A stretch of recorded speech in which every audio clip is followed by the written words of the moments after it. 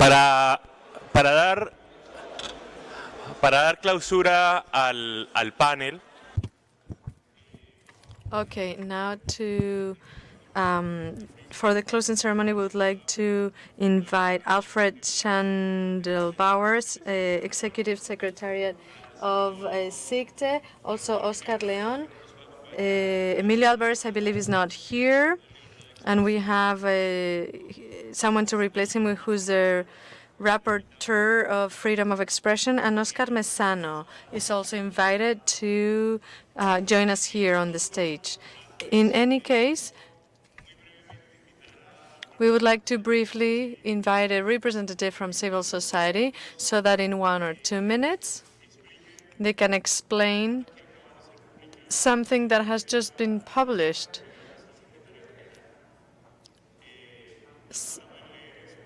It's a communique, it's public, so they can read this communique out loud or explain it. I would like to offer the floor now to civil society then.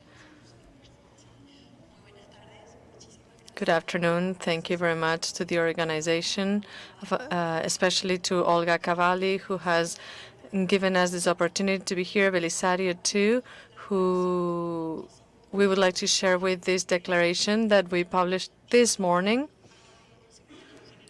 And we gave it to the Secretary General of the OAS. The idea of this declaration, this statement, is that it's been signed by civil society in the region in general, who came together to do a joint statement with regards to digital cyber security, basically. We believe it's important in order to draft and develop cybersecurity plans in the region to include mainly human rights pillars. The statement, for all those people in the listserv of the South School of Internet Governance, you might have received it. It's already been tweeted. Ambassador Almagro already tweeted the picture of the ceremony. You can find it on Twitter. It's important that national cybersecurity strategies developed in the region have to be aligned with the guidelines that have to do with freedom of expression and human rights. Once again, thank you for having given us this minute to introduce the statement. And if anyone has any questions, we are available and we'll happily entertain them. Thank you.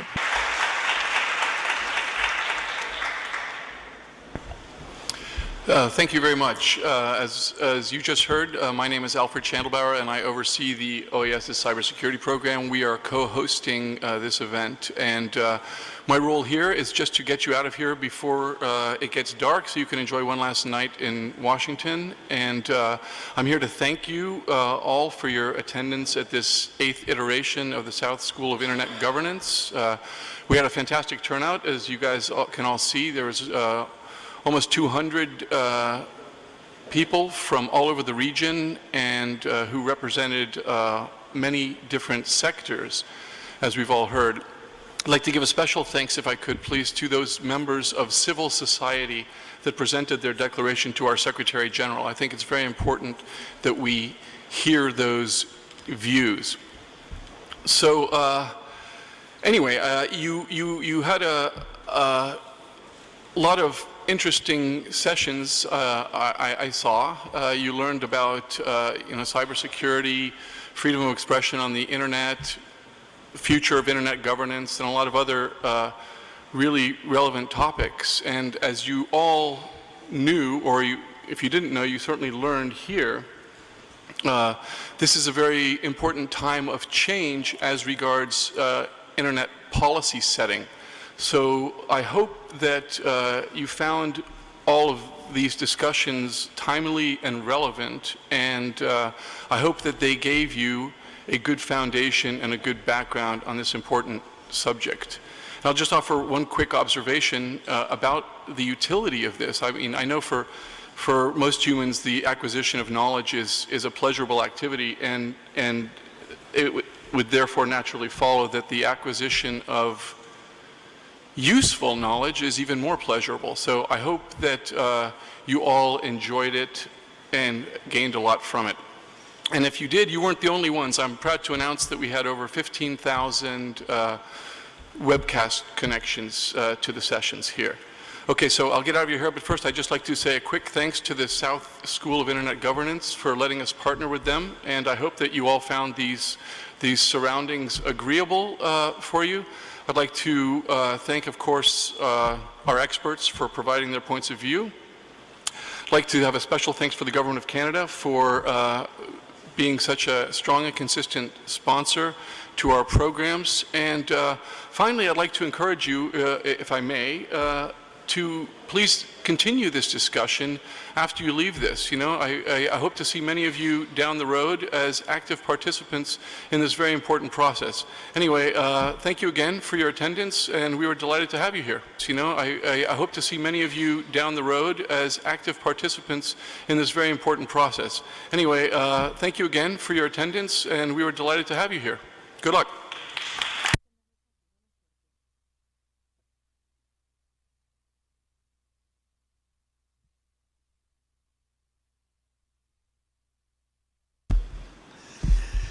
Bueno, llegamos al fin.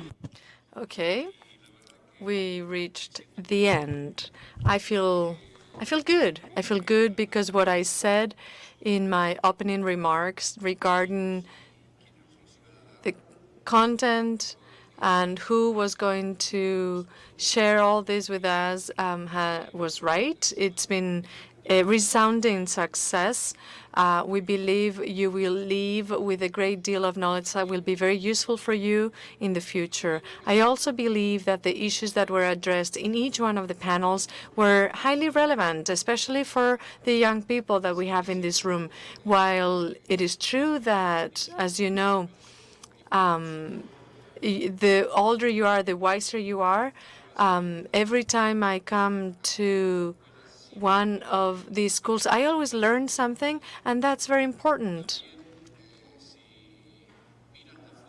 If you take a look at the picture of the that was taken on the staircase, you will see how important this school is. And I would like to agree with what Alfred said. The 15,000 people that connected online were only in 2 days. So we will, I think we've had many more connections if we take into account the 4 days. That doesn't happen that often. It's happened very few times throughout the years. Therefore, that's also proof of the resounding success that we've had in this event, and the OAS deserves some credit.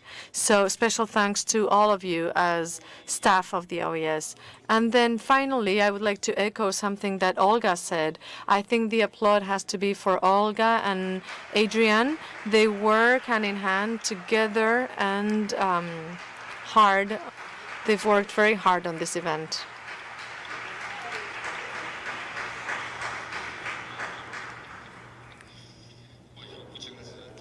Thank you all. You all know that I believe you are the most important ones. Without you taking part, this event would be really nothing. So thank you for being with us, and see you on the 9th edition of the South School of Internet Governance. Good afternoon to you all. On behalf of the rapporteurship, but also of the Inter-American Commission on Human Rights, I am joining you here during this closing ceremony. On behalf of the Executive Secretary, Emilio, we are starting now the sessions of the Inter-American Commission, and he had other commitments that made it impossible for him to be here. That's why I'm here on his behalf, greeting you all. I would also like to give special thanks to the South School of Internet Governance, as well as the other OAS departments that work on security, CICTE, CITEL. First, thank you for deciding to focus the event on the intersection between freedom of expression and cybersecurity. national security, and so on and so forth. I think this is the first time that the event has this focus, and it is a way of acknowledging the work that the OAS, through the different entities that work on protection and promotion of human rights, does through the universal system, the United Nations, and specialized agencies such as UNESCO, that was here today, that was here with us too. This is also recognition that the multi-stakeholder approach that rules the Internet has to include all different standpoints in order to solve the problems and the challenges of the digital space. This is something that we've said for many years. We've talked about this with our friends from CITEL and CICTE. I want to acknowledge the fact that not only did they invite us to participate in a panel, they invited us to talk about everything related to the different panels, the issues that were going to be addressed. We've been doing this for several months now, and we could really actively participate in the decision-making process in that regard. Many of the panelists were chosen, taking into account the perspective of freedom of expression, human rights. Some people could not be here, such as the rapporteur, the UN rapporteur for the freedom of expression, who actually does an amazing job in terms of the right to participate in the Internet anonymously from a protected or ciphered, in a protected and ciphered way. But we will address this during other editions of the school. There are 4 topics that were addressed during these sessions, and I believe they are key. Freedom of expression, the right to privacy, Internet as a unique and needed space in order to develop human potential, interest in national and human security, and the right to participate for all people in the Internet. Many times, all the different perspectives help us to see the phenomenon placing more emphasis on some topics than others. And I think this is just an example. In order to solve many of these problems, we will have to live with them. We will have to address them on an equal footing from all these different perspectives. Why? Because freedom of expression and the right for privacy are 2 fundamental rights recognized in international declarations and conventions. And they have a legal methodology to be addressed. Why? Because humanity as a whole has understood that, like economic, cultural, and social rights, these rights are indispensable for human dignity, for peace, for development, and democracy. And we can't reach these objectives in any way. International law of human rights is a limit that states have self-imposed in order to address all important issues, in order to have peaceful cohabitation in democracy and in freedom. So if someone says, well, now privacy is not as important online, freedom of expression could be sacrificed to favor security, and we say the same principles apply. We need to work with a legal methodology developed by international organizations to solve problems and challenges posed by the Internet in terms of security, in terms of exercising freedom of expression, and also in terms of enjoying privacy. Acknowledging that security needs are legitimate, that conventions on human rights themselves acknowledge, and that states do. And also acknowledging that methodologies have been developed in order to harmonize these principles, these rights, and these interests at stake. And therefore, if we do this openly with stakeholders from the government, civil society, international organizations that have to do with security and human rights, with the industry, with companies, I think this is the right way to go. So again, just greetings, keep on working, and please invite us to the next edition.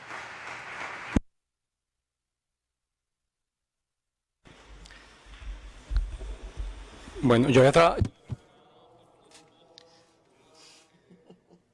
I had prepared a few pages to summarize this session, the commitments. We've discussed a lot, and we've said it's important, we need to do, but we really need to be specific in terms of the things that we need to do when we look at the future.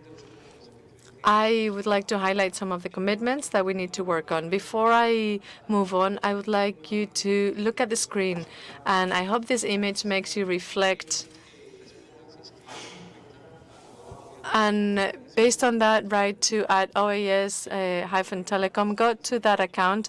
Please sign in, and please answer the question that has to do with security. Are you taking adequate security of information? And then just say yes or no. And before we close this session, we will see the answers, and then I will talk about the tasks and things that we have to do ahead. In terms of things to do, I think we have a responsibility, a duty. Those of us are here today. A couple of days ago, I carried out a survey, and we realized that we have a multi-stakeholder participation, and we need this in the sector. How?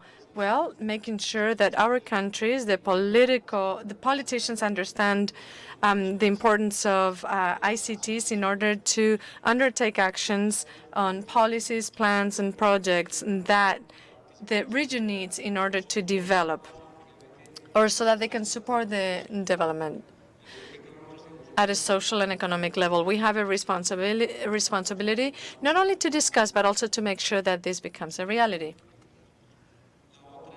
The other commitment that I would like to highlight is we need to take into account the duties and rights that we have in the digital ecosystem.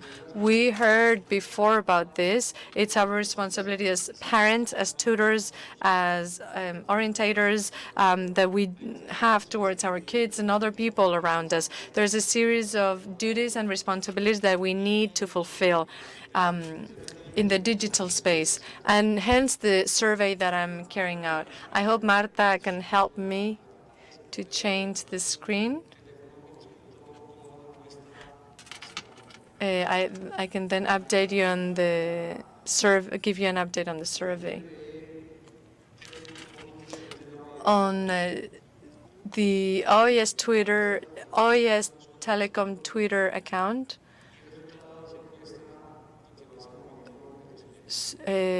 the survey has been up for 45 minutes, and the responses, 53% are saying that they are taking adequate security measures, and the rest are saying that they're not taking adequate security measures. There is a picture, I don't know if you looked at it, there is a picture with a gate at the entrance of a house, and there's no gate around the house. There's no fence around the house. You see the picture now with a gate and no fence. Well, it's the same thing with the internet. You can have a password and a login information, password and username, but if there's no other security, then it's useless. You are responsible to establish the right to set up the right security measures in your computers. You have to be careful about what you publish in social media. You realize how many people read the agreements when they use social media. I think that less than 5% read these agreements. So I would like just to highlight this, because it's our own responsibility to decide what we're going to do with our own information, and we have to show other people also the obligations that we have in an information society. Thank you very much for your efforts and for the work we've done. It's an applaud to you all. Thank you.